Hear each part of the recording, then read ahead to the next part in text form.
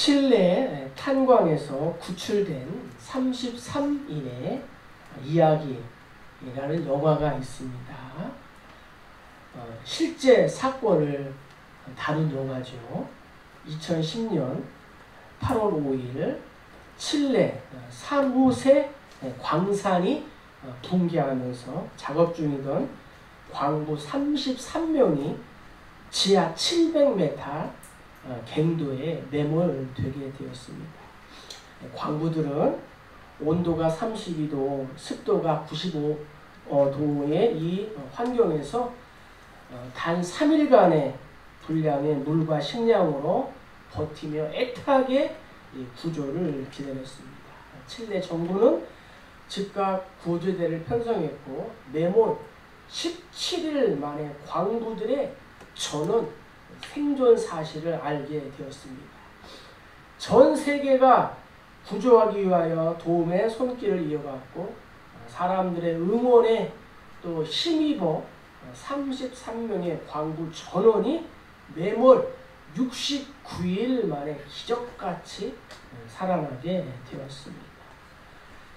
사실 생존을 위한 이 질서를 유지하기 위해서 매몰 기간 동안 땅 밑에 갇힌 광부들은 처음에는 서로 헐뜯고 다투며 불안과 두려움에 떨었다고 합니다. 그러나 이들은 점차 냉정을 되찾아 함께 생존 방법을 모색하여 이 배고픔을 견뎌내기 위해서 공평하게 식사를 나누어 먹었다고 합니다. 전 세계인들은 이들의 용기와 또 인내에 또 감동하였고 이 광산 외부의 가족들의 기도와 또 광산 내부에서 펼쳐지는 동료회와 또 리더의 통솔력으로 결국 광부들은 모두 구조되어 밖으로 나오게 되었다고 합니다. 알브레이트 듀러라는 이 수많은 작품을 남긴 독일의 화가이며 조각가입니다.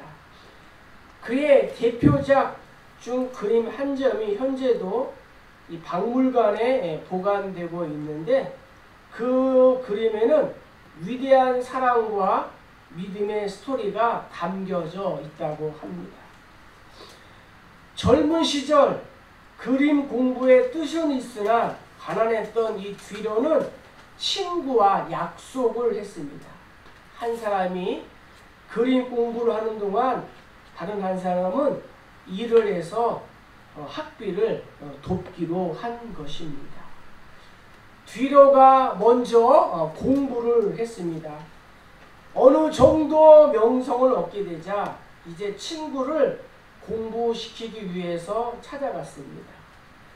마침 이 친구는 기도 중이었는데 그 기도의 내용이 듀러의 이 마음을 뭉클하게 했습니다. 하나님, 저는 심한 노동으로 손이 굳어져 더 이상 그림을 그릴 수 없습니다. 하오나 내 친구 듀러만은 화가로서 성공하게 하옵소서 라고 기도하고 있는 거예요. 듀러는 연필을 꺼내서 눈물을 닦으며 이 친구와는 기도하는 이 친구의 기도하는 손을 스케치했습니다. 그래서 나온 그림이 바로 이 기도하는 손이라는 그림입니다. 성도님들도 많이 이 그림을 보았을 것입니다. 우리는 기도를 하다가 기도에 대한 응답이 없을 때는 실망하는 경우가 있습니다. 그러나 믿고 간구한 모든 기도에는 반드시 응답이 있음을 알아야 합니다. 이것이 기도의 비밀이고 성도인 우리의 특권인 것입니다. 예루살렘 교회 성도들은 스데반의 순교 사건이 있은 후 지하로 숨든지 아니면 예루살렘을 떠나야 했습니다. 예루살렘을 떠난 성도들은 이방 지역에 흩어져 복음을 전하며 살고 있었는데 이로 인하여 이방 세계에 이 기독교가 전래되는 결과를 가져오게 되었고, 특히 이 안디옥 교회에서 세상 사람들은 성도들을 향하여 그리스도인이라고 불렀다라는 것이 지난주 말씀드린 내용입니다. 오늘 우리가 본문을 보면은 초대교회에 대한 유대교의 핍박이 있었습니다. 특별히 헤롯 왕을 통해서 더욱더 심해져 갔습니다. 이 헤롯은 예루살렘 교회의 지도자인 야고보를 죽인 후에 유대인들이 기뻐하자 이어서 베드로마저 죽일 심산으로 그를 감옥에 가두었습니다. 초대교회 수장격인 베드로만 처단하면 교회는 더 이상 일어나지 못할 것이다 라고 생각한 거지요. 오늘날 교회는 오늘날에도 위기가 있다는 거죠. 자, 우리 1절 2절을 다시 한번 읽겠습니다. 그때에 헤롯 왕이 손을 들어 교회 중에서 몇 사람을 해하려 하여 요한의 형제 야고보를 칼로 죽이니. 네, 교회에는 또 우리에게는 이해할 수 없는 위기에 직면할 때가 있다는 거예요. 이 헤롯 왕, 오늘 본문에 등장하는 헤롯은 헤롯 아그리파 1세인데 그는 아버지인 이 아리스토블루스가 할아버지인 헤롯 대왕, 맨 처음에 있는 그 이제 헤롯 대왕에게 암살되던 해에 4살의 나이로 어머니를 따라 로마로 가게 되었습니다. 이 헤롯 아그리파 1세는 로마에서 유년 시절을 보내면서 로마의 이 카리큘라라는 사람이 황제가 되는 데에 큰 공을 세운 다음 그 덕택에 유대의 한 지역을 다스리는 이 분봉왕이 되었습니다. 로마는 이스라엘을 직접 다스리지 않고 유대인들로 하여금 나라를 분할하여 다스리게 했습니다. 그 다스리는 왕을 우리가 분봉왕이라고 합니다.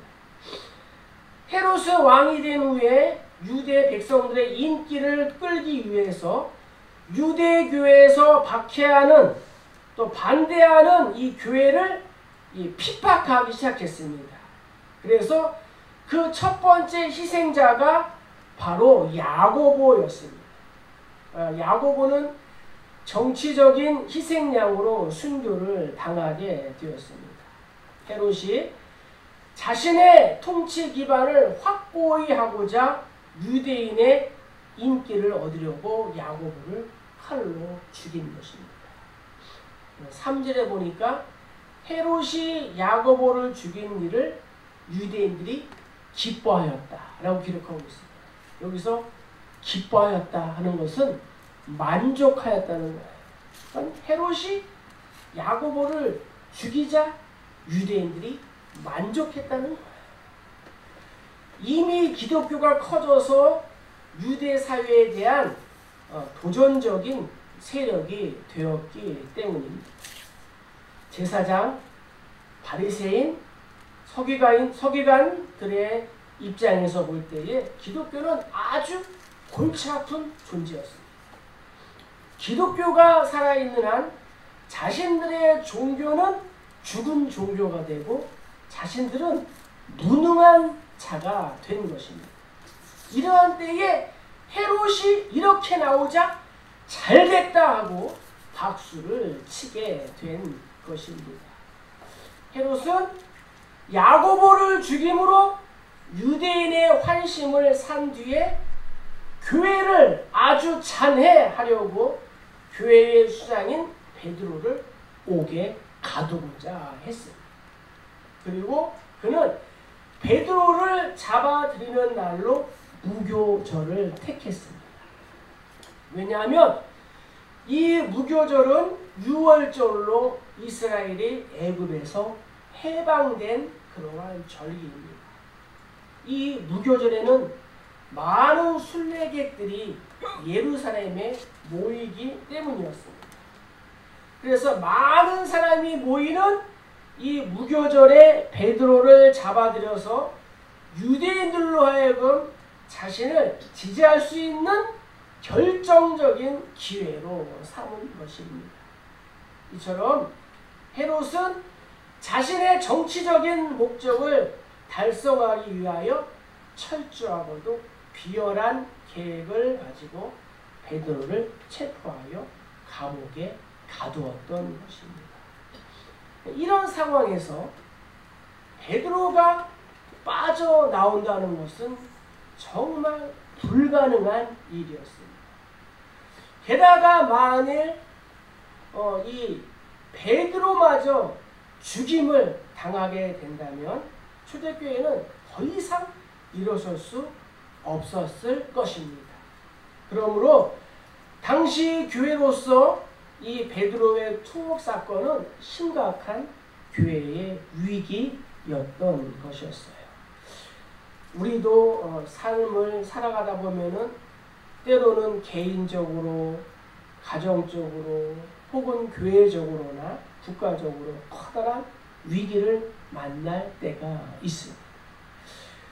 우리들 가운데도 건강 문제로 고통을 당하고 또 경제적인 문제로 고통을 당합니다.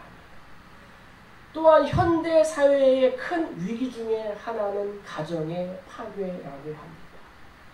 이혼으로 인한 청소년의 문제, 조선 가정과 한부모 가정이 점점 증가하고 있습니다. 그래서 어느 교회는 이러한 한부모 가정의 아이들, 또 조선 가정의 아이들을 케어하는 교회들도 있습니다. 지금까지 놀라운 부흥을 거듭해왔던 한국교회도 이제 점점 쇠퇴 일로를 걷게 되었으며 성급한 사람들은 벌써 한국교회도 유럽의 교회처럼 되는 것이 아니냐고 말하기도 합니다. IMF와 또 메르스, 코로나 팬데믹 등을 지나면서 국내적으로 아직도 사라지지 않은 이러한 질병의 문제들이 있고 내로남불도 있고 부정부패와 개인주의 등으로 경제적 위기와 이 질병의 위기가 온다는 경고를 하는 지식인들도 종종 있습니다. 마치 야고보의 죽음과 이 베드로의 투옥이라는 벼랑 끝에 선 초대교회처럼 우리는 정말 어떻게 해야 할지를 몰라 통곡할 때가 있습니다. 커다란 절망 속에 두려워할 때가 있다는 거예요. 이러한 위기 앞에서 초대교회는 어떻게 했느냐, 이것이 중요하다는 거죠. 5절 읽겠습니다. 이에 베드로는 옥에 갇혔고 교회는 그를 위하여 기도하더라. 12절도 보면은 마가라는 요한의 어머니 마리아의 집에 가니 여러 사람이 거기서 모여 기도하고 있더라 라고 성경은 기록하고 있습니다. 어려운 문제를 놓고 기도해야 된다는 거죠. 놀라운 사실은 초대교회가 야고보의 죽음과 베드로의 투옥이라는 소식을 듣고도 당황하거나 두려워하지 않고 오히려 함께 모여 간절히 기도했다는 것입니다. 베드로의 투옥이라는 위기 앞에서 초대교회의 성도들은 염려보다는 기도와 간구 그리고 감사함으로 하나님께 모든 것을 맡긴 것입니다. 성도들은 베드로의 이 투옥 사건이 야고보의 이 순교 사건이 어떠한 형태로든 교회에 유익을 가져오도록 하나님께 기도했다는 것입니다. 성경은 우리에게 이렇게 말합니다. 아무것도 염려하지 말고 오직 모든 일에 기도와 간구로 너희 구할 것을 감사함으로 하나님께 아뢰라. 그리하면 모든 지각에 뛰어난 하나님의 평강이 그리스도 예수 안에서 너희 마음과 생각을 지키시리라고 말씀하고 있습니다. 하나님께서 우리의 기도를 듣고 계신다고 믿는 성도들은 쉬지 말고 늘 깨어 있어서 열심히 기도해야 합니다. 어떠한 상황과 환경 속에서도 응답을 소망하며 우리가 기도하고 기다려야 될 줄로 믿습니다. 기도하지 않는 사람은 참 그리스도인이라고 결코 말할 수가 없습니다. 자, 또한 우리는 자신의 어려운 문제를 가지고 기도해야 하겠지만 나 아닌 이웃을 위해 기도하는 이 중보의 기도가 더 위대한 기도다라는 것을 반드시 알아야 합니다. 우리나라와 또 부흥을 맞이한 그러한 영국이나 이 미국의 이 교회들도 늘 자신과 또 이웃과 조상들을 위하여 기도했다는 거죠.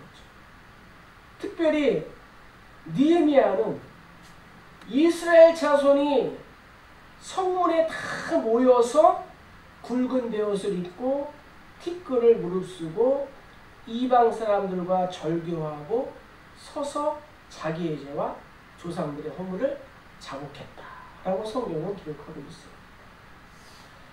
초대교회 성도들은 자신들을 위한 기도보다는 큰 위기 앞에서 무너져가는 교회를 위해서 기도했고 지도자인 베드로를 위해서 기도했다는 겁니다. 이렇게 이웃을 위한 기도, 교회를 위한 기도, 나아가 나라와 민족을 위한 기도, 먼저 그 나라와 그 의를 구하는 기도를 하나님께서 기뻐하신다는 거예요. 돌이켜보면 우리들은 자신과 자녀들과 우리의 가정과 사업을 위해서 많이 기도했지만 우리의 이웃을 위한 기도는 상대적으로 많이 하지 못한 경우가 종종 있습니다.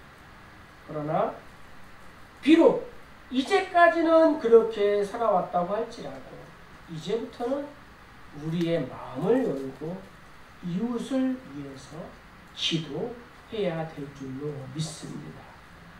내가 남을 위해서 할 수 있는 최선의 일은 그 사람을 위해서 기도해 주는 일입니다. 우리는 할 수 있는 대로 많은 사람을 위해서 기도해 주어야 합니다. 그러나 이러한 기도는 결코 쉬운 일이 아닙니다. 무릎을 꿇어야 하고 시간을 내야 하고 많은 땀을 흘려야 하는 거룩한 노동이고 불가능한 것을 가능케 하는 그러한 놀라운 또 생산이고 막힌 담을 헐고 길을 평탄케 하는 이러한 하늘의 능력이 바로 이러한 기도이기 때문이라는 거예요. 그래서 토마스라는 사람은 이렇게 고백했습니다. 기도는 사랑하는 사람의 문제를 위해 하늘에 던지는 작은 조약돌이다. 기도는 사랑하는 사람의 문제를 위해서 하늘에 던지는 작은 조약돌이라는 거죠. 그 작은 조약돌이지만 그 돌에 율창이 깨지듯이 하늘의 문이, 하늘의 창이 열려지기를 축복합니다. 기도하는 사람 결코 이 세상의 자연 법칙에만 매여서 살지 않습니다. 기도하는 사람은 오히려 이 자연 법칙을 초월하며 살아가는 거예요. 우리가 비록 땅에 매여 살고 있다 할지라도 기도를 통하여 하늘에 잇대어 영원을 소망하며 살아가는 거예요. 기도를 통해서 하나님의 은총과 능력을 공급받는 것입니다. 그래서 사무엘은 이스라엘 백성을 향하여 내가 너희를 위하여 기도하기를 쉬는 죄를 범한 적이 없노라 라고 말했어요. 우리 역시도 이 기도를 쉬는 죄를 결코 범해서는 안 될 것입니다. 바울은 데살로니가 교회 성도를 향하여 쉬지 말고 기도하라 라고 권면했습니다. 이것이 너희를 향한 하나님의 뜻이다 라고 말했습니다. 우리도 이 기도를 쉬는 어리석음이 있어서는 결코 안 되겠습니다. 민족과 또 교회와 이웃과 또 가정을 위하여 쉬지 않고 또 기도할 때에 반드시 역사가 일어난 줄로 믿습니다. 그 내용이 오늘 이제 7절에 있는 내용이에요. 호련히 주의 사자가 나타나며 옥중에 광채가 빛나며 또 베드로의 옆구리를 쳐 깨워 이르되 급히 일어나라 하니 쇠사슬이 그릇에서 벗어지더라. 아멘. 하나님은 우리의 기도에 응답해 주신다는 거예요. 본문 말씀을 우리가 보면은 베드로는 한밤중에 쇠사슬에 매여 잠이 들어 있었습니다.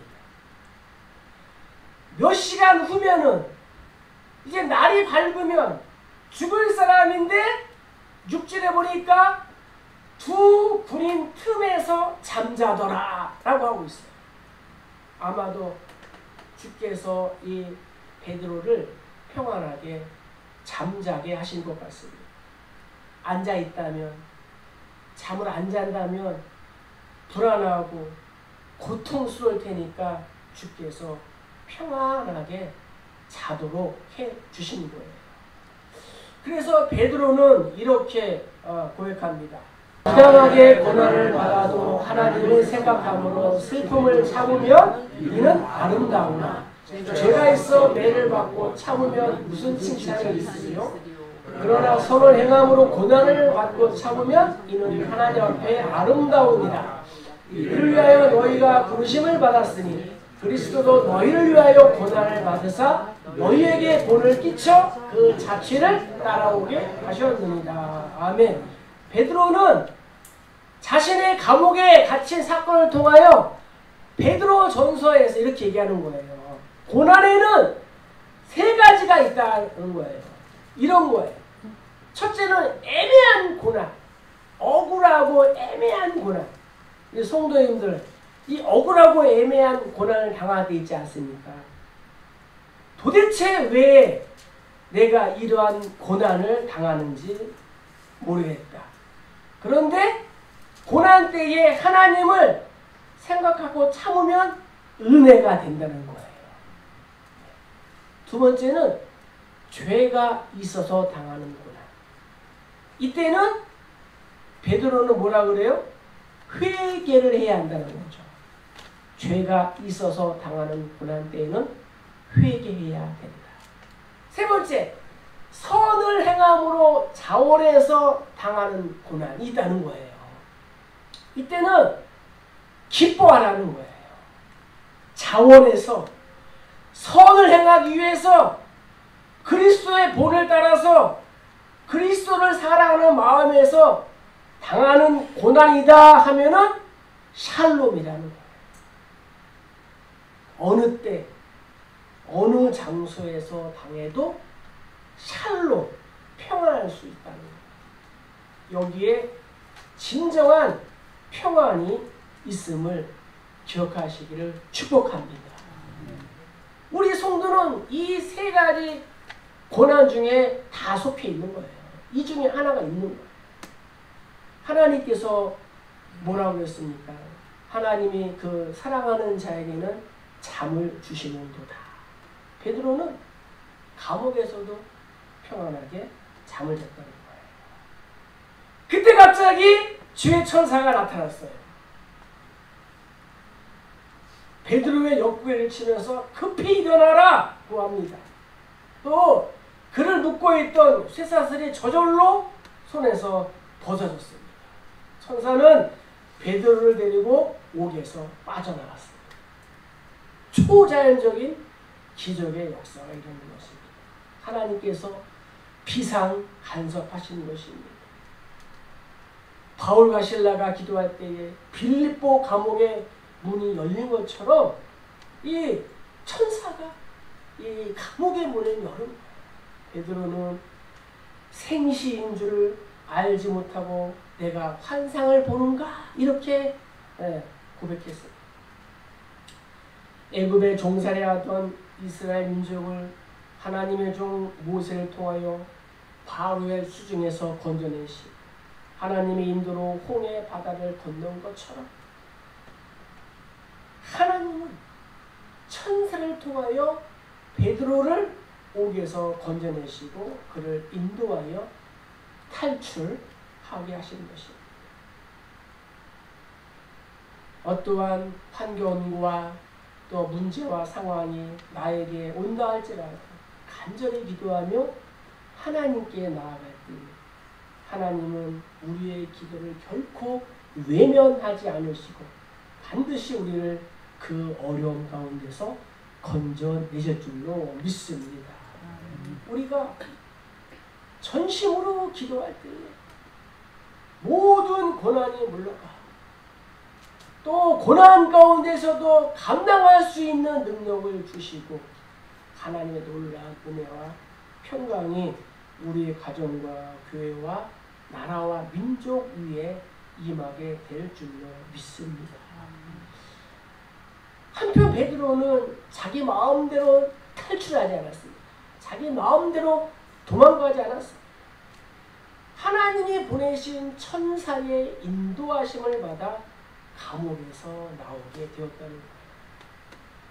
우리도 언제나 하나님의 인도를 받아야 될 줄로 믿습니다. 우리의 생각과 의지보다는 하나님의 인도하심에 순종할 때에 상상할 수 없이 좋은 결과로 우리를 인도해 주실 것입니다. 그래서 솔로몬은 잠언에서 이렇게 고백합니다. 너는 마음을 다하여 여호와를 신뢰하고 내 명철을 의지하지 말라. 너는 범사에 그를 인정하라. 그리하면 내 길을 지도하시리라. 말씀을 마치겠습니다. 종교개혁자인 존 버녀는 이렇게 고백했습니다. 존 버녀는 성경 다음으로 많이 읽히는 철로 역정을 쓴 그러한 사람입니다. 기도는 우리를 지키는 영혼의 방패요 하나님께 드리는 희생 제물이요 사탄을 내리치는 채찍이다. 성경에 의인의 간구는 역사하는 힘이 크다라고 말씀했습니다. 오늘 여러 가지 크고 작은 상황과 환경과 또 문제 앞에서 우리는 간절히 기도해야 될 줄로 믿습니다. 우리의 기도의 길이와 또 깊이와 높이와 또 넓이가 날마다 또 확장되고 하나님께서 또 의인인 우리의 이러한 간구에 귀를 기울이시고 하늘의 문을 열어주시는 놀라운 역사가 있기를 주의 이름으로 간절히 축복합니다. 축복합니다.